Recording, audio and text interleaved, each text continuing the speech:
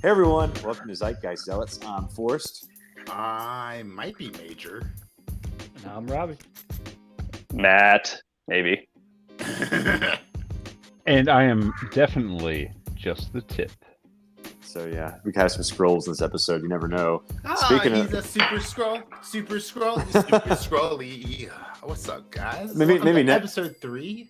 This is not Yes. episode 3 of our podcast. And This is Episode of 101. season 1, and hopefully no season 2 of Secret Invasion. We are We're halfway liking it through so the far? season. Through the season, gentlemen. Yeah. So just buckle up They tight. killed Emilia Clarke. Maybe we'll talk about it. It's all downhill from Let's here. get into this episode. And War Machine might be a scroll Yo, machine. He's let's a scroll talk about machine. And You that's want to how talk we about this got blackface fired. now? You want to talk about this blackface What? now, or we're going to talk about it later? Oh How yeah, long I is guess it? we got. That's I an guess we got- edgy choice by Disney. Yeah, so apparently Fury's wife, he knows that she's a scroll. He's okay with it. Yeah. So I guess they have similar anatomies to humans. Or not. Maybe that's why they don't reproduce. That's probably they haven't had any kids. So Yeah. No, just like Nick just Fury imagine, Juniors. just a half human, half scroll. Like kill me. Well, kill no me, wonder why just- his wife's so frustrated. Oh yeah, she was like, you left, and then you left I again. cried for 5 years, and I finally got over you. And you came back in the blip. He's like, you go scroll face when you sleep.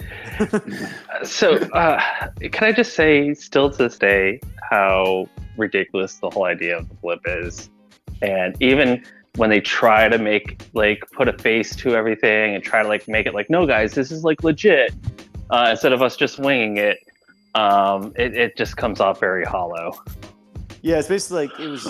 They thought it was a good idea in theory, but in practice, it was just a gigantic mess trying to explain it, and it gets even sillier as each year goes by, and they still try But they to had to justify it. explain it, right? Well, they should have just half never done it in the population first place. Yeah.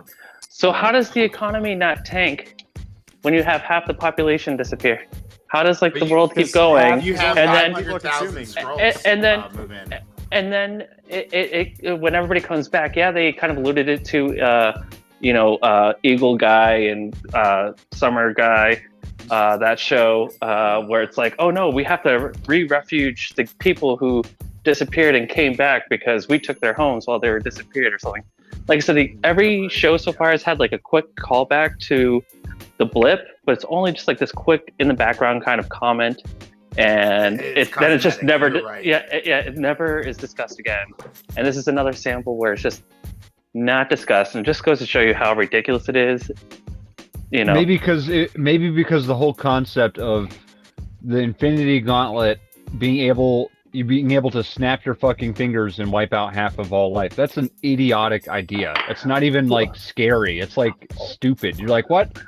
This Or why big don't- blue guy wants to that's so stupid. Why not annihilate existence or I think it's consume basically all being energy or I think like its main purpose. It can let you have so much power you can do anything basically. But that's what that- Thanos then- wanted to do with it. Why doesn't Iron Man not say, "Hey, I wish he never got the chance to make the wish" or something where Because it literally his everybody comes daughter- back right at the wish same against second. his wish. That would be too easy. It's like Because of his daughter. They gave him his daughter, so he couldn't just wish to go back before then because he wants to keep his daughter. So, But he would be alive, and then he could do everything all over again and have a Make daughter. it- Yeah, well, Tony's just I wish against his wish. Then Thanos is a shooting star. He's I wish like he against his did. wish against my wish. Or I you just think think- about that part, and then it I already just broke. And then It's Tony them goes, running Go back themselves now.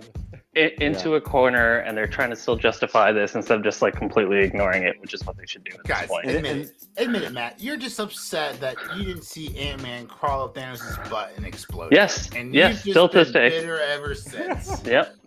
And then Tony it's a throws valid penny. complaint. Then Tony throws a penny in the fountain. He's I wish against his wish, against my wish, against his wish. And then Thanos pulls out an eyelash. It's I wish against his wish, against my wish, against my wish. Just, then okay. A Black Widow walks by and they get 7 minutes of bad luck. No, the black cat walks in front of them, and then they all start from the beginning. So, so Fury knows that his wife's a Skrull, and I'm thinking the reason why he left for so long was probably because he actually found the real woman she's based off of, and he's hooking up with her. So up on See- Saber. it's not cheating if he looks the same.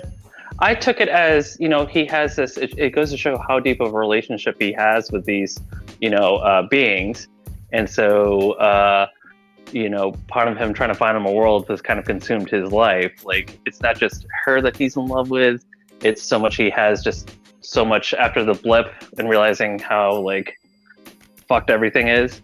Like, this is the one thing he can do. He's also just mad PTSD, right? Yeah. Like, and also the only reason, though, not just your world, not just Earth, but the entire universe has its population back is because of an initiative of a team you put together, right? Like, imagine like you created the All-Star team, just like, and then they saved the fucking universe after 22 movies, right? Sit back and enjoy retirement. But did he or did Talos? Oh, so we're going to this. Are there two Nick Furies that we're watching here, guys? Nick Fury with glasses, Nick Fury without glasses. What do we think about this? Yeah. That's a good point. I never thought of that. His glasses have a lot of power. He was. Yeah. Well, something I saw that was, they're saying like he could use that to tell if people are lying. Yeah, there's a lot of tech. Like watching their heart rate and everything. Like Daredevil he's glasses. He's got some way to see if someone's a Skrull or not. Yeah, I would imagine, but he probably didn't. They probably didn't create that. It's kind of like I'm guessing they got that from Iron be. Man, or did Iron Man get it from Shield? Oh, I mean, it's definitely Shield definitely took all of Iron Man. Remember, they took all of Iron Man's Stark Tech. Yeah. Yeah. So how did this episode start? It was so we meet with the council. Gravik meets up with the council, and he shows them their plans for the Super Skrulls. Which I wanted to ask you guys, which Fantastic Four power would you choose? Well, we saw he has the Extremis power already from Iron Man 3 because he healed. I would not choose Extremis. Yeah, with a butter knife too. Why couldn't he just like take it out of his hand? It seemed like way more painful to like slide his hand. So it's more badass than cinematic. Yeah, because he's trying to prove how badass he is. He's a general. He's one. But it was a butter knife though. So makes it even more badass. Yeah. Right. Not a clean cut, but a clean heel. What about you, Matt? What Fantastic Four power do you want? Invisibility. You go in the girls' locker room. Probably. Yeah. Porkies. I think this ruined a whole generation of. All I have to say is, consistently, even though Fantastic Four has been one of the first, super groups in Marvel, I have never, ever. Have you seen the interview with Ben Mendelsohn, who plays Talos? No. Here. So go look at this interview, guys, if you want to. Ben Mendelsohn goes on an excellent just rant in a Secret Invasions interview about how much the Fantastic Four suck, and he just says the Fantastic Four sucks. He says it like 20 times, but he's like, the good thing about them is they got you Dr. Doom, and he talks about how great Doom is, and he's like, they suck. Well, so Matt, you said you've never what? I've never enjoyed Fantastic Four. I've tried a few times to get into them. I don't know what it is, if it's been the writers or just like, I guess because when I got involved in comics, it was like late 80s, early 90s when they were trying to like push the boundaries. So like X-Men was going to revamped a few times. Fantastic Four was not popular back then. Age of Apocalypse, but you have these, I guess, mutants who are trying to become part of society, and it's really like a story about adjusting to There's a lot of allegory there with how just so much more depth to it, I'll say, versus we're scientists and we had an accident, and that's the only reason why I like hate the Hulk. I'm super smart and was doing something, and we screwed up, and now we have powers. Cool, and we're adults and we're cool. Whereas like X-Men or X-Force or X-Factor, it's like we're teenagers at Professor X's school. We don't fit into society. We're being hunted by Sentinels. But we still want to fight for society, Well, it's funny that like the Fantastic Four, like in the 60s, like of all the main Marvel teams, they were like the top selling and most popular team, followed by Avengers and then X-Men. And then like, the 80s come around, and then it's like the exact reverse. It's like, X-Men's like the number one selling, and then like Avengers probably next, and Fantastic Four sort of just dropped off, I think, after what about Spider-Man? John Byrne's run. Well, we're talking about the teams, though. The best-selling Marvel teams. Why do you think that is? Do you think it's because they changed the comic book? Well, they just ran out of ideas with Fantastic Four. They just kept them the same for so long. Where the X-Men was a complete overhaul once John Byrne and Chris Claremont took over. Yeah, you also have like Yeah, and Wolverine. Wolverine, He's first just- off. Yeah. Yeah, definitely Wolverine is like quintessential 90s. But like you have what's great about the X-Men is it's never the same. You have Uncanny X-Men and X-Men, so you essentially have X-Men Blue, X-Men Gold, right? Which is what they became in late 90s. And then people would come in, people would leave, people would suffer conscious of crisis and leave, or like Colossus was one of my favorite characters. His sister disappears, so he leaves the team to go find her, you know, and then comes back. So there's this constant movement, and it grows. Yeah. And sometimes it gets ridiculous and goes way too over the top. And they like reel it back in. They're like, oh yeah, and then you just killed off this character. But like they're able to like experiment, and if it doesn't work, they're able to like come back. Well, Avengers is the same way. It's just a revolving door. The roster's always changing. But Fantastic Four, basically the roster stays the same because people. It has to be the original four. Oh yeah. I think like She-Hulk. Well, I think like She-Hulk like joined, and that did help sales. I think for a whole bunch. But you know, but the Fantastic Four has to stay. Has to stay as four characters, and there's just so much you can do with like four characters for like 60 years. To where it just doesn't get interesting anymore, but like Avengers and X-Men, it's like always changing. It seems always, you know, evolving. I have a question real quick about the Hulk. Yeah. Like, okay, so the Hulk was very popular. He was like this huge, muscular dude. So why was She-Hulk just not popular? She-Hulk because she was popular. redundant. Oh, the comic book was very popular. Yeah, well, I think it was because she's green and ugly. So, ugly. +2 for a while there. She-Hulk was like Deadpool. It was very self-aware, and they even alluded to that in the comic at one. Yeah. So they alluded that in the show, but the comic book is very similar, where she was very self-aware, would always do the fourth wall breaks and everything. So I don't think when they wrote her, they made her a serious character, and some fans were like, "Well, she's a joke." Which doesn't work for She-Hulk, but works for Deadpool for different reasons. Yeah. Well, I think she was like a Fantastic Four member for a little while. It was like Thing like quit, but what I do think you guys like think about Chris Evans coming back to play Flame On? if that ever happened, I mean, they're doing like Deadpool 3 to be like another multiverse movie, which I'm dreading. Dude, no, this is it. This is the multiverse movie to end all multiverse movies. The one that's gonna work. Deadpool kills the X-Men universe, and then Deadpool just goes through and kills every character we've seen from Fox and half the bullshit we saw in Phase 4. Like this is Deadpool just murders everyone. Yes, this is Marvel's Flashpoint. This is how you reset your fucked up universe right here. Yeah, that was the end of Deadpool 2 in the end credit scene. Yeah, right? Where he even killed himself as Deadpool. And that was great. So just do that. Didn't he say something like, "You'll thank me later"? Or something like that? He's reading Green Lantern. Yeah. Yeah. So I'm sad you don't like Fantastic Four, Matt, because I think I've read the Jonathan Hickman and Mark Waid runs, and they're both fantastic. Wasn't it Family Guy? And I did not mean to use that adjective, but it just sprung out of me. So when they were going through all their names, and they get to himself, and he's like, "Mr. Fantastic." That's not Family Guy. That's Norm Macdonald. That's Norm Macdonald doing like a bit.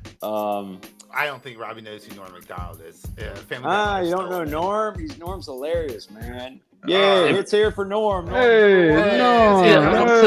I'm pretty sure I saw that episode. Norm's not here right now because he's making a 9/11 joke. The only Fantastic Four reference I remember from Family Guy was when like the thing got his dick cut off. The thing got his dick cut off, and she finds it. It's just like 4 pebbles. No, and one of them was like, well, why don't they call you like Rubber Man or something like that? Yeah, it's Norm Macdonald. Look up Norm Macdonald Fantastic Four, yeah. So as a quick side note, yeah, if you have the opportunity, his very last comedy special was on Netflix. It got released a few months ago, and it's literally him on Zoom because it's during COVID, right before he died. Yeah. And he hadn't told anybody he was sick, and was like, he just recorded it to record it. Yeah. And it, like, knowing that he dies a few months later while he's recording this, is really like heavy, and it's crazy. It's a great bit, but it's literally just him sitting in front of a computer. But it is peak Norm Macdonald.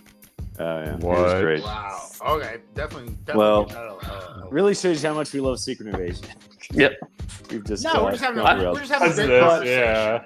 But I think I saw like an animation, but using this skit.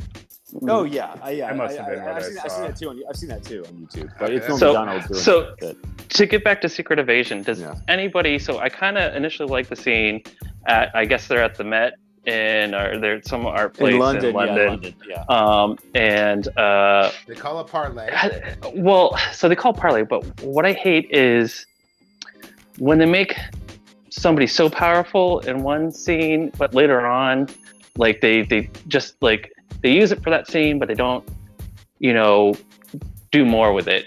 And the fact that they're sitting there, having their tea, and he threatens him initially, and then the whole crowd turns out to be Skrulls. That's such a good scene. That's like from the comic. Too bad it's it's already everyone's a spoiled in the Skrull. trailer. I love that. Yeah. That was so It's great, but the issue is that like he has all this influence, get all these Skrulls in this one place, and make sure no other humans come out. Yet, Just kill Talos. will we ever see something like that ever again? No. Oh. Well, You know don't what I want to overdo that. That would be lame if they did that like every episode for the next 3 episodes. But so it's one of those where like you show your superhero have all these crazy superpowers in one scene, and then the next scene they're like, oh no, I can't overcome this minor inconvenience. I know what you're saying, but he didn't like. He just had all the Skrulls were in the Met. And I agree. That took did that waitress get a job? How that waitress get a job in time? Well, wait, she could have just the Skrull could just knock the actual waitress out and take over Skrull form. Here's my thing: how is anyone able to tie up a Skrull? If I was a Skrull and you tied me up and I'm in human form or I'm in Skrull form, I would just turn into a baby. The chains would fall off me. I'd scroll back into something else and I'd walk out that chair. It works that way. What? Maybe I don't they know- have to be I a don't know- specific. I don't think they size can like or change something. size. They can just change shape. But how does No, it work with no, clothes? because they How does it showed work with Gravik. clothes? They showed Gravik in the episode with the dirty bombs go from being the little Russian girl to being like a dude, a really old dude, to like a kind of Russian woman, and how he kept changing size and shape, and so in this episode, Gaia turned into that old white man to give Talos the phone, right? Oh, okay. I That guess he was a foot little taller. difference, right? So Yeah, that's because she's what like I'm 5 saying. foot in real life. Yeah, so I guess that there's just I guess my baby. Good idea.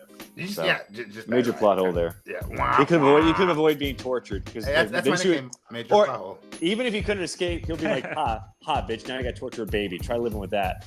Try sleeping at night.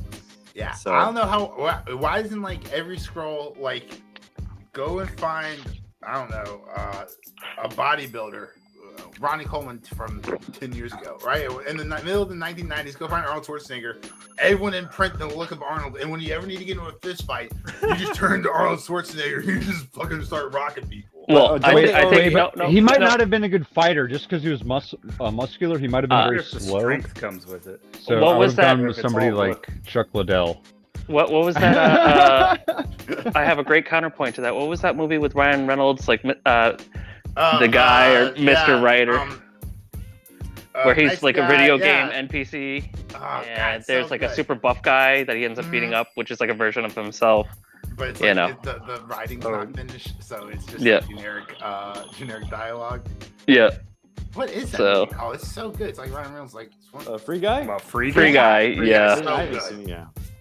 Oh, you haven't seen So- Free Guy? Highly recommend. Highly. I've already seen Robbie's Halloween costume, so I get it. It's fine. I get it. Still haven't seen it. Yeah, But- is it on Disney Plus? Because It's on HBO, I want to say, there is no HBO. or There's Max. No, So- because there's a lightsaber and Captain America's shield in there, so it's probably.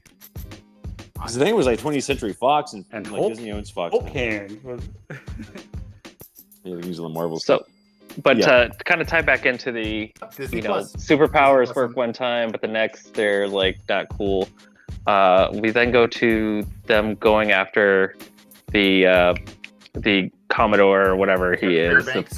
fleet Yeah. air admiral, and like within 30 seconds, Talos is like, "Oh, my cover's blown," And I was just like, is this just lazy writing? Like the first guy or second. They're just trying to they're trying to create an action scene because when your characters can legitimately shapeshift into anything, like into anybody, like there's no reason to cause any kind of interference.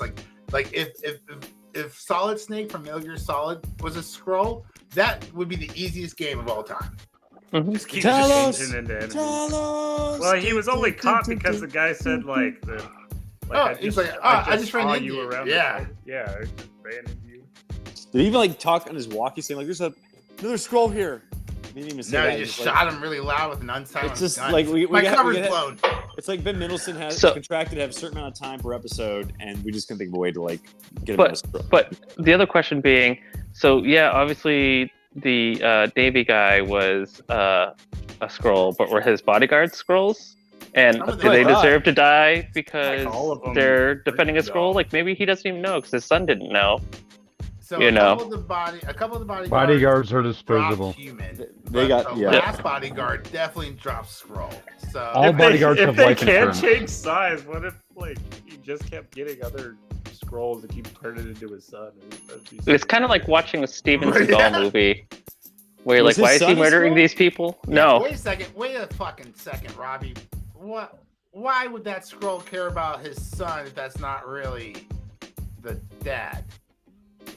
Wait, I thought Steven Seagal never used weapons. I thought he was against weapons. He is a weapon.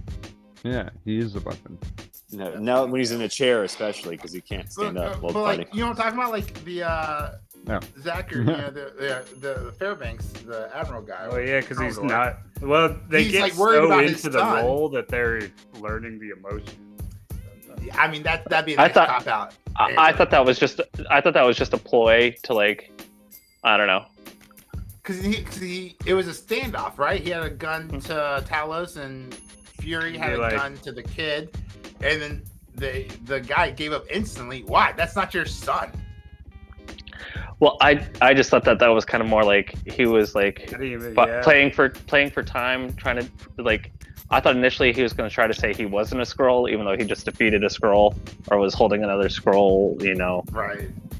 We got a helicopter. So it's called lazy writing. We're looking for you. Tip. Are you in landing zone in Vietnam right now? Yeah, sorry, I'm landing right now, guys. Hold on. My private copter. Welcome to the podcast. It's just a tip. It's a hot LZ, Sarge. Get out of here. But so I will say this. I will defend. I always enjoy when they write a bit about how no one calls Fury Nick. And then someone calls him Nick, and that's how he knows. I like that kind of spy aspect, and it worked out there again. Just little things like that they wouldn't even know. Nobody calls me Nick. I'd be like, dude, stop saying that. Stop telling everyone that no one calls you Nick. Though that's your best secret. That's in Scroll Invasion. That's the only way you can tell people apart is these secret little things you don't eat sandwiches. They're cut diagonal or some shit. Well, and that's. An issue I've had so far with this series is at times the writing is extremely lazy and very basic and catered for a very general audience. And then at times there's really brief, parts which are written really well, but then it's almost immediately thrown away right back to the lazy action scene. Yeah, I think that was the most underwhelming. Terrible gags. That was the most underwhelming, disarming scene. I was not on the edge of my seat at all. You're supposed to create tension in those sort of scenes.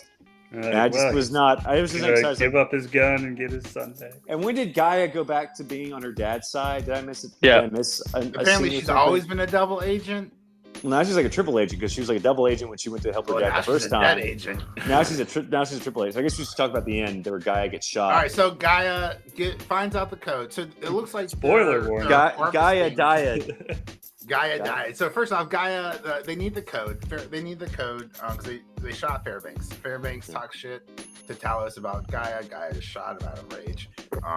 So they need the code. So Gaia blows her cover. She goes down and we see all the Secret Skull council meeting members, right?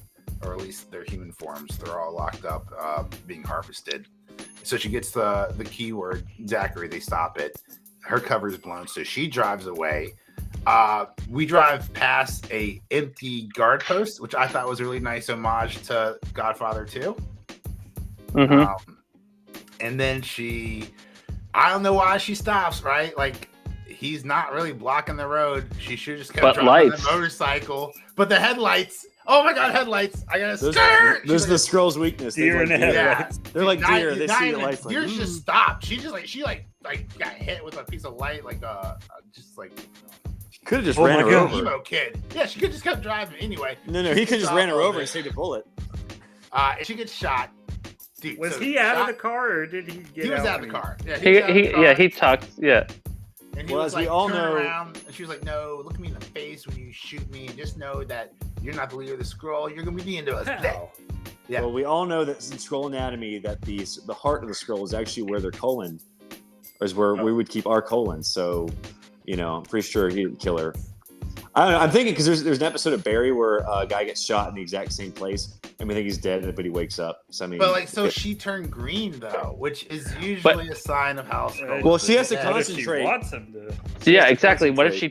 I thought she just turned to be a Skrull and be like, "Ha ha ha! I turned Skrull at the end to make you think I was dead." A fake out that scene. Talk about lazy writing, but look, she is in so many more commercials, and she's Amelia Clark. I don't know why they wouldn't want to keep her alive from.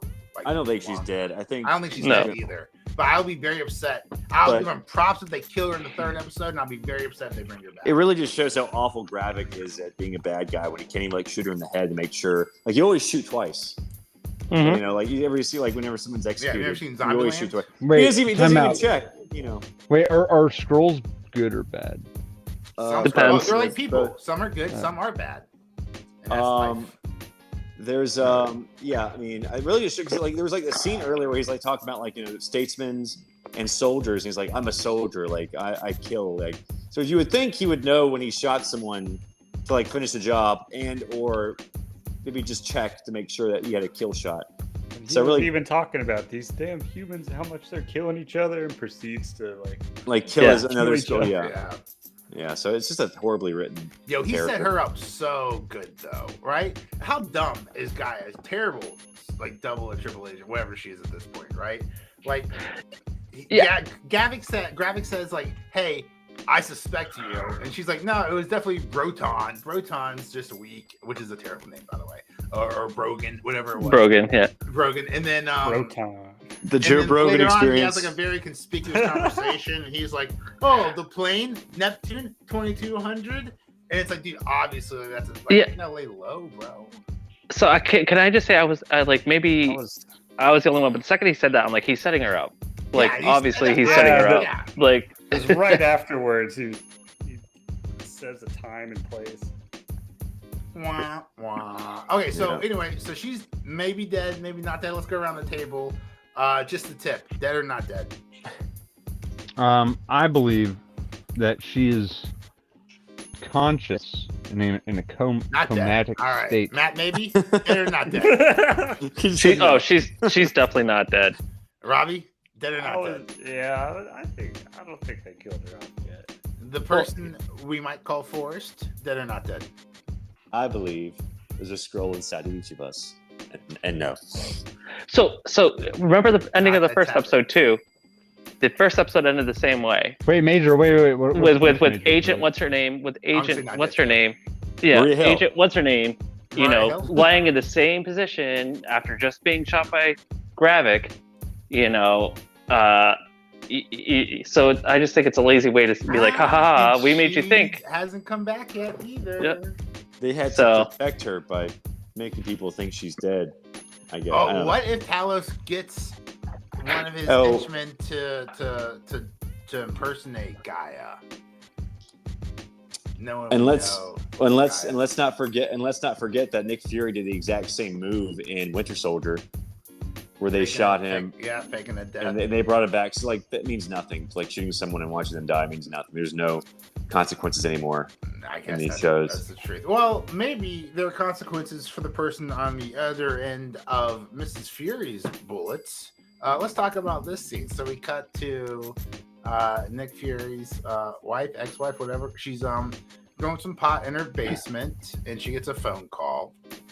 doesn't look very happy. Has to go to a safety lockbox. Ooh, the spy scene's just so tense. You know, she doesn't have any kids at home. There's no reason to keep a gun in a lockbox in a bank so far away. But it's a good spy scene, so we'll do it.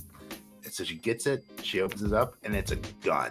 Dun dun dun. But then she gets a phone call, and it's from Rhodey, a Skrull. What the fuck is going on here, guys? Didn't we all predict this last week, though? So I mean, yeah. Like, can we really act surprised? So two quick points. Until Forrest told me right before the podcast that was Rhodey, I didn't really get the point of that scene. I had no clue who she was talking to on the phone. You have subtitles on, that's why. Oh, okay. So I was just like, okay, she's talking to a dude. Is this like another Skrull? So I was like, which one of his lieutenants is she talking to, and why is this important? Or even crazier, what if he's a Kree? Because we know they can be black and blue and white. Yeah. And then I think my next comment to Forrest was, well, we literally in this episode see Talos impersonate Bob. So how do we know that this is not just another Skrull impersonating Rhodey? Exactly, yeah. So it could be, yeah. So it might be a misdirect, because the show's all about misdirection. Very lazy, poorly written misdirection, but misdirection nonetheless. So I would not be absolutely balls to the wall shocked if Rhodey is not a Skrull in episode 4 or 5 or 6.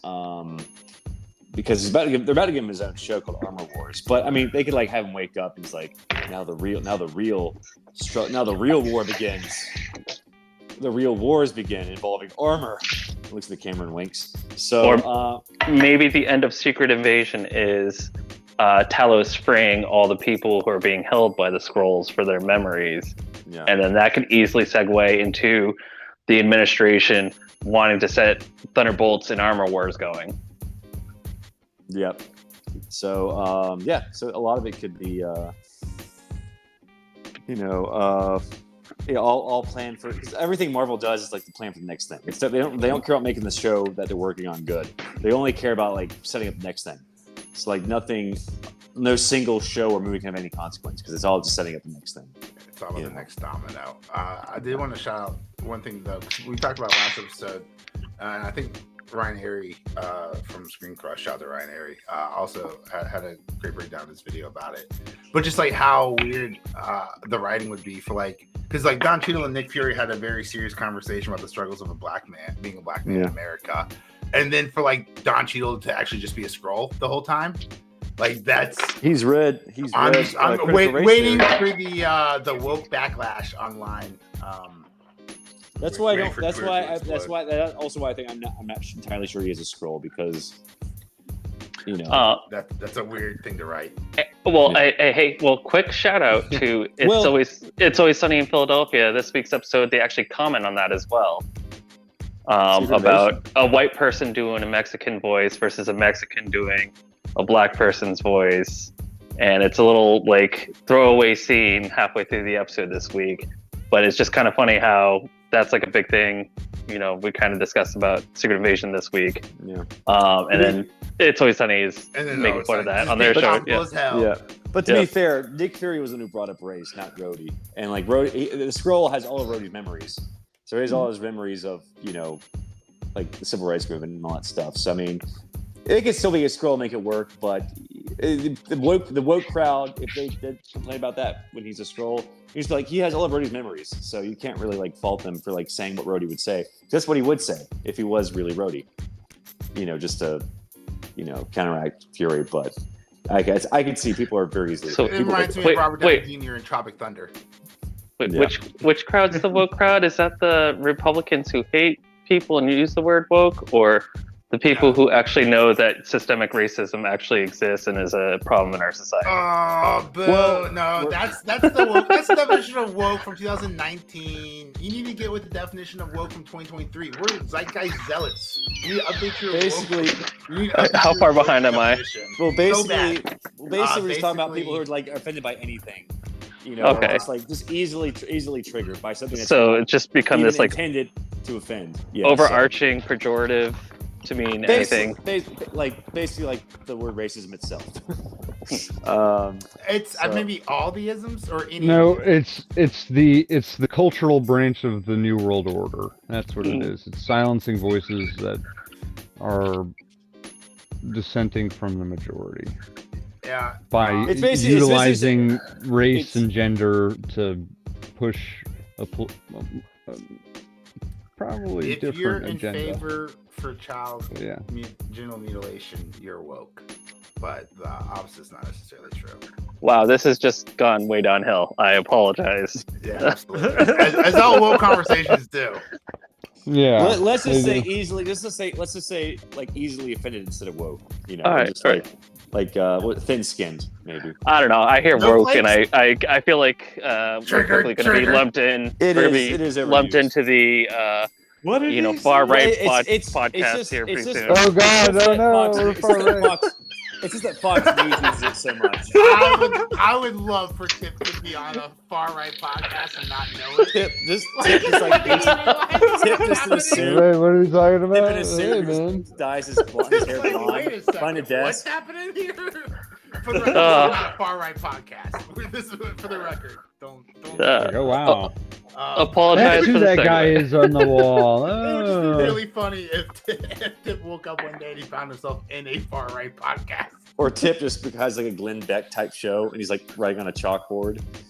You know, Tip shows up on Joe Rogan. You know, so it was like secret invasion. Let's break that word down. C stands for communists. Starts with an S. That's the best part. Starts with an S. So really quick with the whole communism thing, because I feel at times that this is an homage to Invasion of the Body Snatchers, the 1970s one, which was not even overt, but just a straight up allegory for the fears of communism invading the U.S. Yeah. Well, in the 50s, but they made like a remake with Donald Sutherland, right? And that was like more of the one in the 70s, the one in the 70s, like a commentary, more like less on the Red Scare, but more on just like, was it like disease or like immigration? I think there was like a different sort of like allegory they were going for in the 70s one, or was it still communism? I thought it was still communism. I have like to go in back the 70s, now. like communism just wasn't as big a deal. No, I mean, we were still fighting the commies pretty hard. Oh yeah. I mean, Nixon was like doing like the taunt. So like the taunt means like a simmering down of hostilities.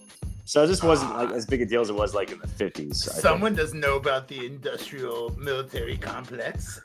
It never dies down. Anyways, once again, these rabbit holes. These rabbit holes we go down with kind of allude to what we really think about this show. I find that when we have these shows that are barely entertaining, that we watch just for the sake of this podcast, these episodes happen. And overall, that's been kind of my opinion. The first episode has been intriguing to keep me with it, but we're halfway through the season now, and I'm seeing more negatives than positives. It's no Andor. No, God no. It's not the Winter Soldier sort of follow up we were promised.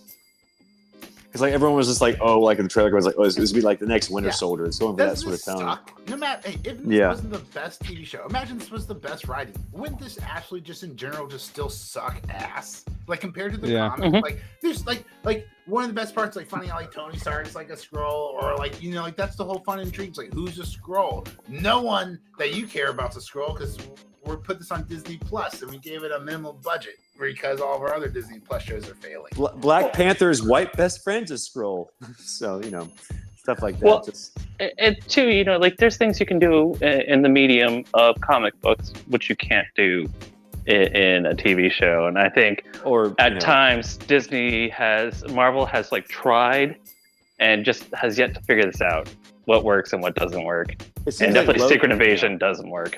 It seems like Loki's really the only Disney Plus show for them to figure out this formula. Well, we'll have to see how Fantastic Four does. I guess speaking about Fantastic Four, they're almost like locked in on casting. Well, they were going to get Adam Driver as Reed Richards and Margot Robbie as Sue Storm, but I think they both just dropped out because I think Marvel just wasn't going to pay them enough. Which I'm just like, you got to stick around for the long game when it comes to Marvel, because I think like Robert Downey Jr. was only paid like $250,000 for the first Iron Man movie, but then that's they paid like they put all their money into Iron Man 1. They didn't have any extra. They didn't have any. But same thing with like Chris Evans and Chris Hemsworth. Like they both were paid like $250,000 for the first movie in their franchise, That's and then true. like by like the sequel, they're making like $10 million.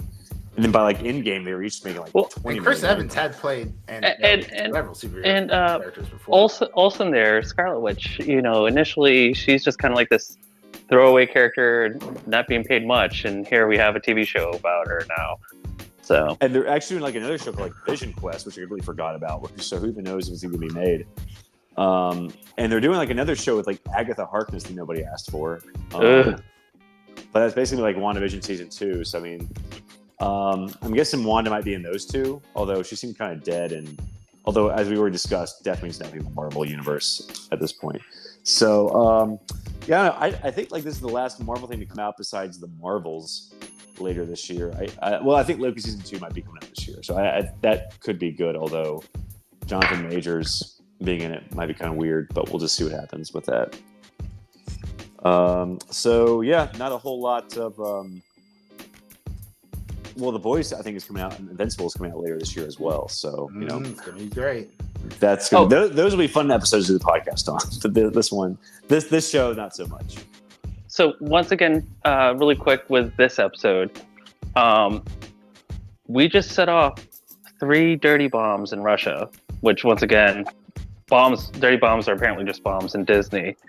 And one of the first things when he comes back to meet his Skrull wife, I forget her name for the life of me because that's how important she is. Yeah.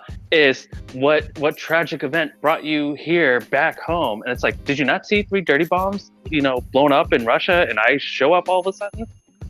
Hello. Yeah. And you're a Skrull. She must have skipped the recap like I did. Started because I was just like, I know what happened in Secret Invasion. You don't have to remind me. It was awful the first time.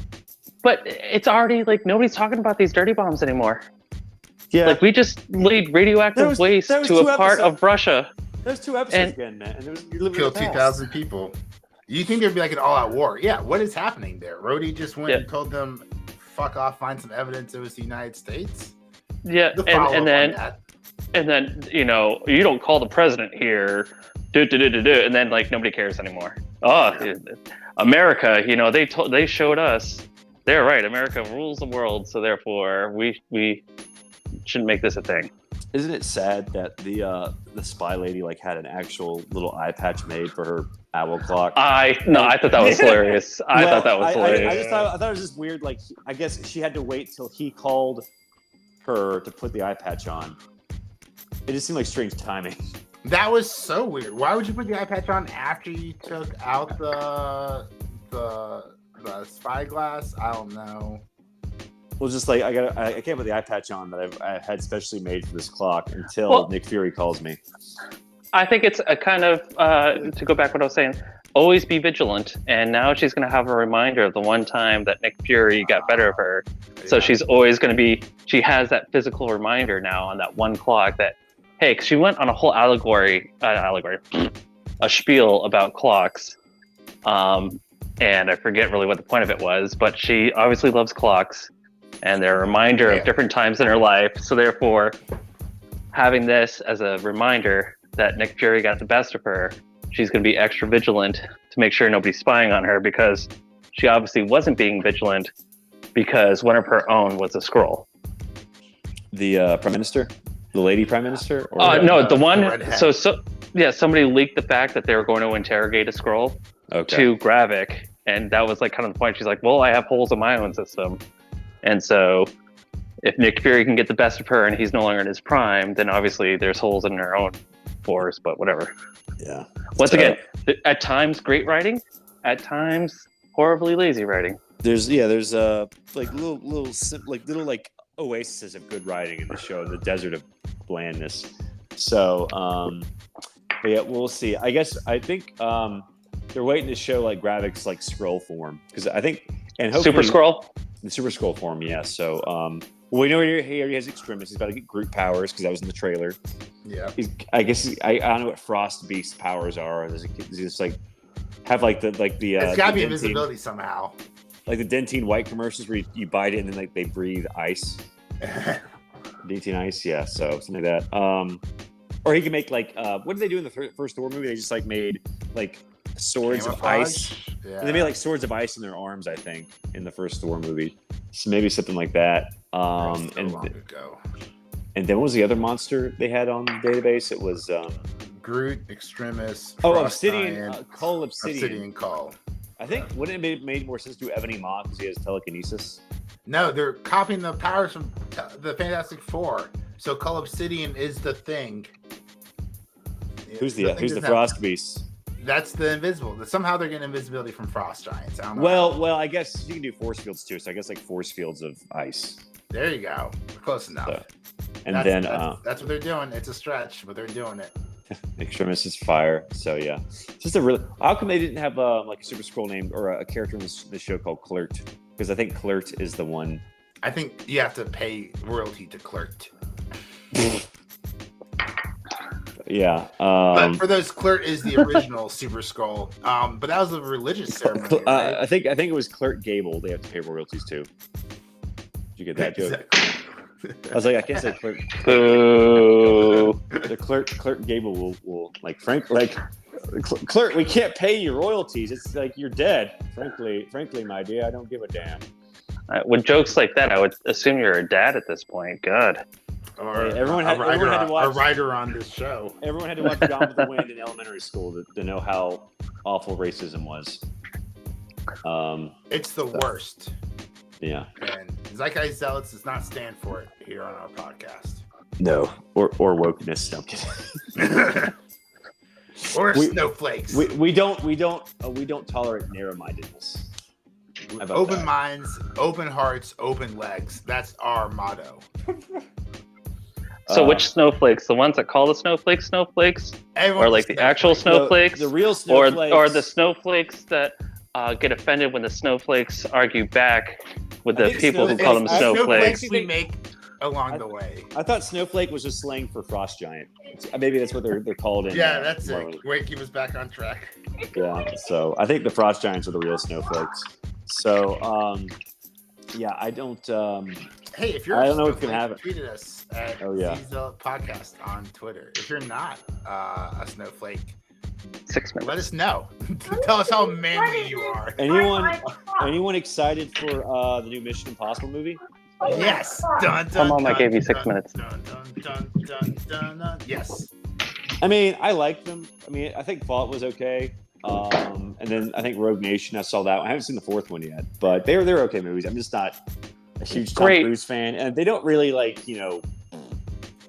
don't think they really break any new ground. They're like entertainment. So, it's great. I'm gonna watch it, but it's another case where the final movie is gonna be split into 3 movies, and I don't know why this is becoming a thing in Hollywood right now. Oh, because money. Because Pirates of the Caribbean. Well, I think Lord of the Rings did it, but that was like sort of that in that case it made sense because there were 3 books. But then I think Pirates of the Caribbean did it first, and now Spider-Man's doing it.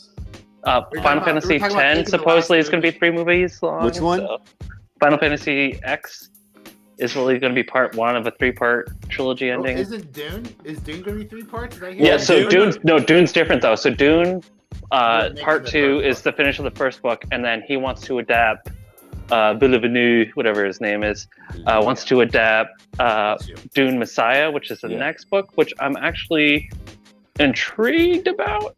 Well, that's like the last one that's like still an okay book because that was like before he started doing psychotropics. Crazy. Yeah, the first 3 are great. The next 3 are horrible, and then his son took over, and it was even worse. But the issue is with Dune Messiah, I don't see how you can do Dune Messiah in 1 movie. Just like I don't see how you can do 1 in 1 movie. Well, I think like Dune Messiah is only like 200 pages, and like the first Dune book is like 800 pages. So it's like less than half of the first Dune book. Yeah, but so the storyline in Dune Messiah, it's very choppy, we'll say. Okay. And would not lend well to like there's a ending like halfway through and then it like continues type deal. And so I could see if they did it in one movie, it would turn into, what was that Spider-Man with Doc Ock and Sandman, and went on for like 3 hours. Spider-Man like, 3? Or was it No Way Home 2 was the other one. Yeah, it was just like the old one with Tobey Maguire. Oh, yeah, Spider-Man 3, yeah. Yeah, where it's just like, how many enemies do we have? And like, is this really still going? I could definitely see Dune Messiah being like that. When an enemy pops up in the third act and you forgot that guy so was wait. an enemy, like the Rhino or one of the other guys. First Batman with the scaredy guy, Scarecrow. Scarecrow? You're like, oh yeah, I forgot you're in this movie. Yeah, I thought it was Raj Al Ghul, but apparently it's Scarecrow. I forgot Scarecrow was so still you're here. saying Dune Part 3 could be Dune Part 3 Part 1, Dune Part 3 Part 2? Yes, exactly. That's exactly where I was going with that. Okay. I haven't read Dune Messiah, but I don't know. I'm hoping, because the second one looks great. I'm really hoping, because I think they had a huge Warner Brothers had a huge bomb with the Flash this year, and I think Blue Beetle's probably got a bomb too. Yeah, definitely. And Aquaman isn't getting great. I think they've had like I think it's. I don't think Aquaman: The Lost Kingdom is going to bomb, because you got to remember Fast X made a ton of money. That had Jason Momoa in it. He just has star power. You know, you can deny it all you want, but that first Aquaman movie wasn't that great either, and it made $1 billion. It did make $1 billion. So I mean, there was hope. There's a lot of fatigue. And there's a lot of But also, Jason Momoa doesn't have any scandals surrounding him either. As a side note, too, I don't know if you heard, Hasbro has come out this year saying that they are going to start their own line of expanded universe movies with their brand. That's Transformers and G.I. Joe and. Yep. Oh, yeah. And I forget what else. There's a few actually. It's interesting because Hasbro is partnered with a few of the comic book creators from Image. Hello? Yeah, Brian K. Vaughan. I think I heard about that. That was like 5 years ago, and like nothing was materialized. But I know like Warren Ellis wrote like a G.I. Joe cartoon a few years ago. But there's also a new comic I know started up. It's Void Rivals. Oh yeah, by Kirkman. Yeah. Yep, by Kirkman. I'm reading an Image comic right now called Undiscovered Country. It's by Scott Snyder. Mm-hmm. Good one. You read it? Yep. Okay. Yeah, it's very. I'm still like it's like slowly unraveling the mystery, but isn't now like they're actually like in America now, and it's sort of like very fucked up. But yeah, I do like. I think there's like so much untapped movie potential and all this creator-owned stuff. You know, both for like TV. I mean, obviously, like Walking Dead, Invincible, and The Boys. Dude, Spawn. If you just tapped into Spawn, go back to the old '90s HBO cartoons. Oh yeah, I just finished that. Well, I know. Well, the thing about the Spawn adaptation that's holding it up is that Todd McFarlane just won't let anyone direct it but him. So like, all the producers just like, nope. But I think like there was an update, and I think what's his name, Jason Blum, who does Blumhouse, is just like. Maybe in like 2025. No promises. I'm like, not very hopeful. But if you watch the HBO cartoons too, like I think every episode he would like have a quick introduction. It's like, okay, we get it. You're Tom McFarlane. You created Spawn. But yeah, he's I mean, I think the cartoon was great as long as you skip the intros with him. They're kind of goofy, but I don't mind. He created Spawn. He just wants his spot, his moment in the limelight. I'm fine with it. But that's a show they should bring back. A cartoon. I think I said this last podcast, but yeah, they should definitely bring that one back. But yeah, like so many great creator-owned stuff, like this Undiscovered Country, which I just read the first issue of. But there's I think Rick Remender, Jonathan Hickman, Ed Brubaker. I think has a lot of good stuff. Saga. Brian K. Vaughan, Brian K. Vaughan. Well, they need they need to redo Y the Last Man, because that adaptation was definitely awful. Well, the thing was Revival. Who wrote that one? Was that Brian K. Vaughan? Oh, I forget off the top of my head. I'll take it back, but that was a great series, 60 comic book series. Jeff Lemire's another good one. I think they're adapting one of his comics, Sweet Tooth, right now. Yeah. Cho with Chew. What? Chew? Oh yeah, Chew. Where the guy eats dead bodies and he can find out who killed. Okay, yeah. I think that was actually like in development for a while. Ew, that's disgusting. Yeah. It is such a silly comic book, though. It is one of the funniest ones. There was a show with Benedict Wong called like Deadly Class. That's one of Rick Remender's And I think, they're trying to like adapt all this stuff. There's another one called Something is Killing the Children that they're about to do on Netflix. So Happy was awesome. Sci-Fi Channel did a really good adaptation of that. There are like a shit ton of like Critter and stuff like being adapted right now. And I think just because everyone's so sick of the big two, that the Valiant universe is also like untapped potential because they did a Bloodshot movie, which is awful, but if they can like find someone competent to like do that universe, I think it could be really profitable. And find somebody competent to do Hellboy, for fuck's sake. Well, they've already finished the new movie. Yeah, but like I have no hopes for it. Like the last two have just been so bad. But Hellboy is such an awesome series. It's just insane that like that movie like bombed and they immediately rebooted it. Like not even like 3 years later. It's been like it's been like 4 years, but still that's insane. So, and then one last thing, I was at the comic book store this week on Wednesday, and I saw this. I've never heard of this before, and I'm usually not a Teenage Mutant Ninja Turtle fan. Yeah. But they have a comic book called The Last Ronin. Oh yeah. Where it's apparently all the turtles have died except for one, and he's like really old and like it looks cool. It's the Dark Knight Returns, but with Ninja Turtles. So it looks really awesome. They just released the omnibus for it. It's like $30. It's only like I think like 20 comic series. Yeah, it's interesting because like that IDW series with Teenage Mutant Ninja Turtles is basically like a combination of everything you love about the cartoon and everything you love about the comics from the early 80s based on Daredevil that were like really dark and violent. So it's a nice fusion of those two membranes of the TMNT franchise. But the thing is like IDW is about to go out of business. They're about to go like bankrupt. Like, that was the only thing like keeping them afloat. But I think IDW has already been wiped off the books by DC. So they're getting no support anymore. Okay. Yeah. So, but yeah, it's a good time to be a comic fan. So, and that's what I think about this week's episode of Secret Invasion.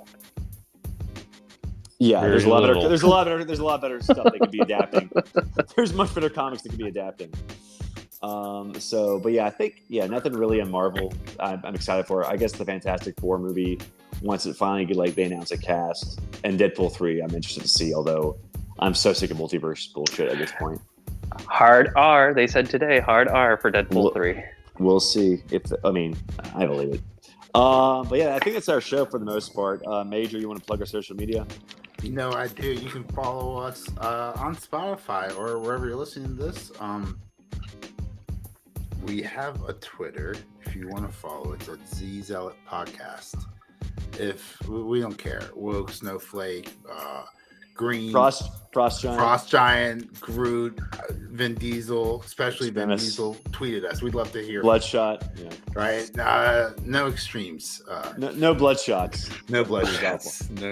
No extremists on our Twitters. Guys, if you enjoyed the episode, we really appreciate it if you could give us a thumbs up, review on your app of choice. Really appreciate it. Again, that's Zeitgeist Zealot and Z-Zealot Z-Zealot Podcast on Twitter. All right, that's our show. I'm Forrest. I'm probably Major this episode. No, I'm Robbie. Milbog, it's Goblin spelled backwards. Tits still with Tip. Okay, yeah, Tits is still with us. Tits Rayburn. All right, thanks Tits for listening. Mickey.